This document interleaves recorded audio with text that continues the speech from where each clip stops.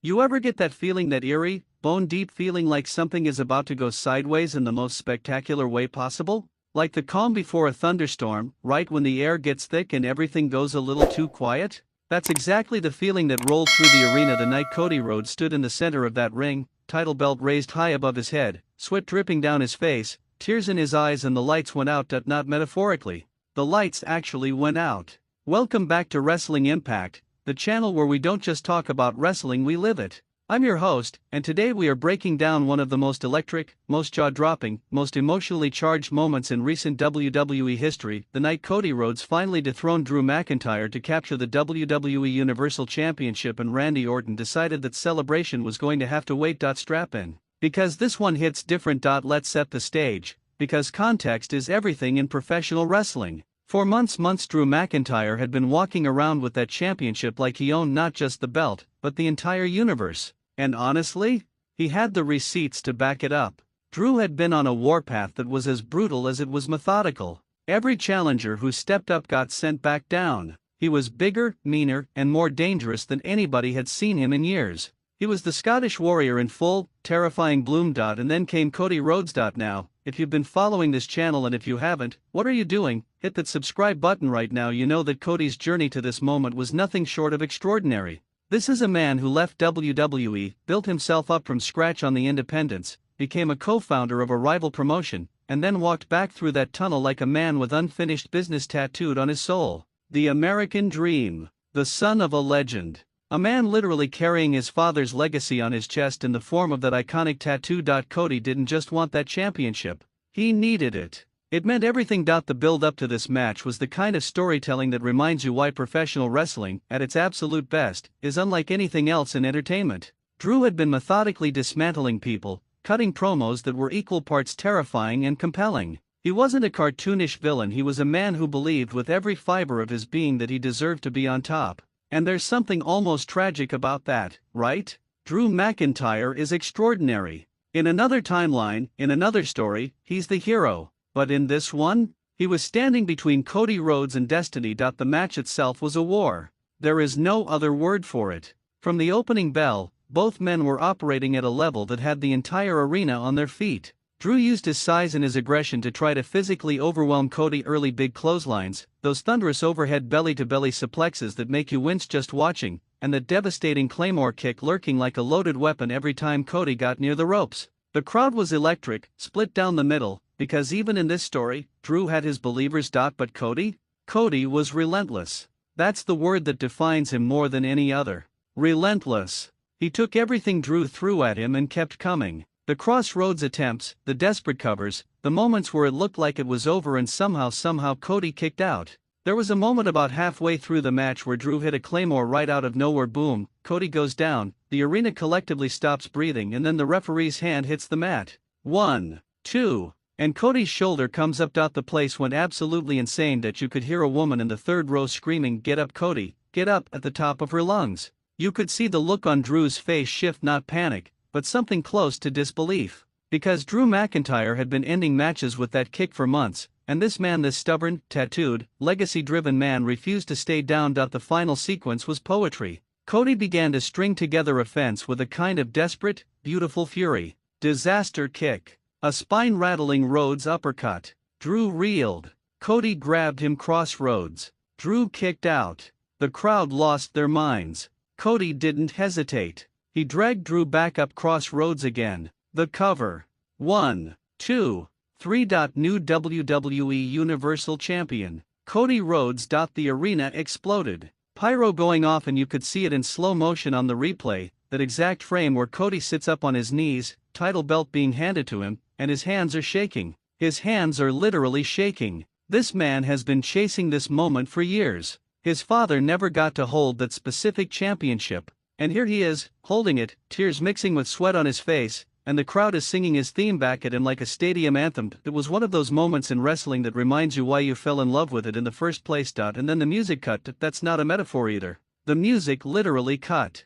Mid-chorus. Gone. Dead air for about 2 full seconds, which in a live arena feels like an eternity. And then that familiar bass hit. Slow, deliberate, The kind of music that makes the hair on the back of your neck stand up if you've been watching WWE long enough. The arena shifted immediately. That joyful, euphoric energy started mixing with something else. Something darker.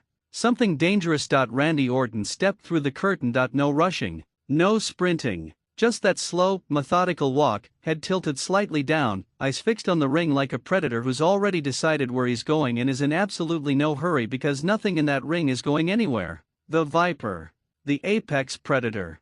13-time world champion. A man who has spent his entire career making moments like this one feel like they belong to him. The crowd reaction was incredible, this layered sound of cheers and nerves and anticipation all blending together. Because with Randy Orton, you never quite know. That's the thing about him that makes him unlike almost anyone else in the history of this business. Randy Orton operates in moral gray areas. He's been a hero, he's been a villain, he's been everything in between. And at this particular moment, nobody, not the fans in the arena, not the commentators, not Cody Rhodes himself, knew exactly which version of Randy Orton was walking down that ramp. Cody stood in the ring, title belt clutched to his chest, watching. His chest was still heaving from the war he'd just been through. Blood, sweat, the physical and emotional toll of a championship match with Drew McIntyre, all of that weighing on him. And now Randy Orton is sliding under the bottom rope, standing in the ring, staring at him. For a long, breathless moment, nobody moved. The microphone was in Orton's hand before anyone even realized he'd picked it up.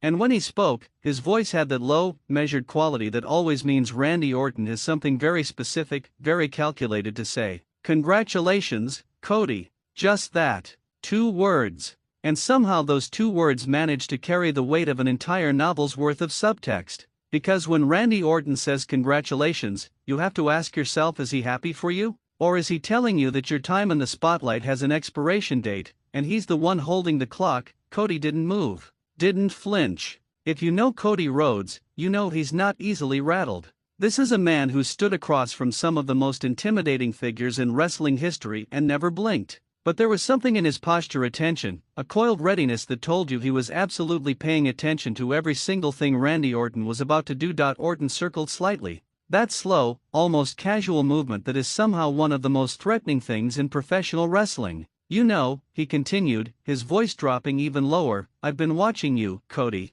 For a long time. I watched you leave. I watched you come back. I watched you work and scratch and fight for everything. He paused. Looked down at the championship belt in Cody's hands. And now you've got the one thing that makes everyone a target. The crowd hung on every syllable. The question isn't whether you deserve to win that title tonight. The question is, what are you willing to do to keep it? Because the people who want it, they're not going to line up and take turns. And some of them have been doing this a lot longer than you. Cody finally raised the microphone. And his voice, when he spoke, was steady. Randy. Just his name. Acknowledging him. Respecting him. Not backing down. I know exactly what this championship means. I know exactly who's going to come for it. And I know exactly what I'm capable of. A beat. Do you? The arena erupted. And this is where it got truly fascinating, because Orton's response wasn't aggression. It wasn't the RKO attempt that everyone in the building was bracing for. Instead, Randy Orton looked at Cody Rhodes for a long, measuring moment, and then almost imperceptibly nodded. A slight, slow nod. The kind that doesn't mean agreement. The kind that means I see you. The kind that says this conversation isn't over, it's just beginning. Orton dropped the microphone, let it hit the canvas with a thud. And then he turned, walked back to the ropes, stepped outside, and headed back up the ramp. No music. No fanfare. Just that slow walk, back turned to the ring, never once looking over his shoulder. Because Randy Orton doesn't look over his shoulder. He knows exactly where the threat is. And right now, the threat is wearing a championship belt. From a storytelling perspective, this segment was absolutely masterful. Think about what was accomplished in the span of about 4 minutes of television. You took a massive championship win, a culmination moment, an emotional catharsis for Cody and the fans, and you immediately planted the seed for the next chapter without diminishing the moment. Cody's celebration wasn't ruined. If anything, Orton's visit added to the weight of the championship by immediately demonstrating that holding it makes you a destination for the most dangerous people on the roster. And Randy Orton, 13-time world champion, showing up was a statement. He wasn't there to beat Cody down. He was there to let Cody know that the real game was just beginning. That the championship Cody just bled for, cried for, sacrificed for Randy Orton has held that kind of gold more times than most people can count, and he didn't walk down that ramp without a reason. The fan reactions online in the hours after this segment were electric. The wrestling internet absolutely lost its collective mind. You had people arguing passionately about whether Orton was coming as a face to warn Cody, or as a calculating veteran who's already decided he wants the championship for himself. And honestly, both interpretations are valid. That ambiguity is intentional, and it's the mark of great character work. Randy Orton at his best is someone you can never quite read. You think you have him figured out, and then the RKO comes out of nowhere and you realize you never had him figured out at all. The implications for the coming weeks are enormous. We're talking about potentially one of the most compelling championship rivalries in recent memory if this is the direction they're heading. Cody Rhodes versus Randy Orton is a story with layers upon layers. These are two men who have history in real life, as performers who've shared locker rooms and stages for years, and in the fictional universe of WWE, as characters whose paths have crossed in ways that add texture to any confrontation they have. Cody grew up in this business with legends like Randy Orton as part of the landscape, and now they're potentially on a collision course over the most prestigious prize in the game. What does Cody do now? How does he handle the target the championship puts on his back, especially when one of the men sizing him up is literally called the apex predator? And what exactly does Randy Orton want? Is it the title?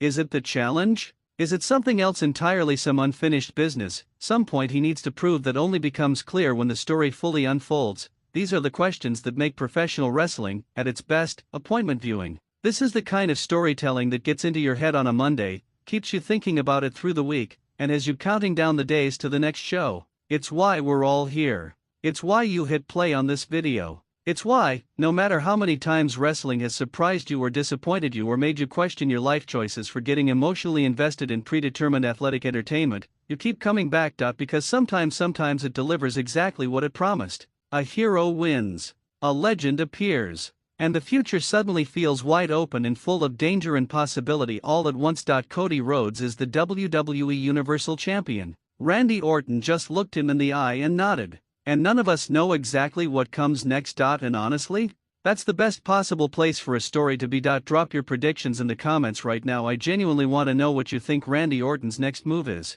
Is he coming for that championship? Is he going to be an unlikely ally? Or is he playing some longer game that none of us have figured out yet? Let me know. The comments section on this channel always has the best takes, and I read every single one. If you're new here, hit that subscribe button and join the Wrestling Impact family. We cover WWE's biggest moments, deepest storylines, and most compelling characters with the cinematic passion they deserve. We're not just recapping what happened, we're telling the story of what happened. And there's always more story to tell. Until next time, stay passionate, stay loud, and never stop believing in the power of a great moment. I'll see you in the ring.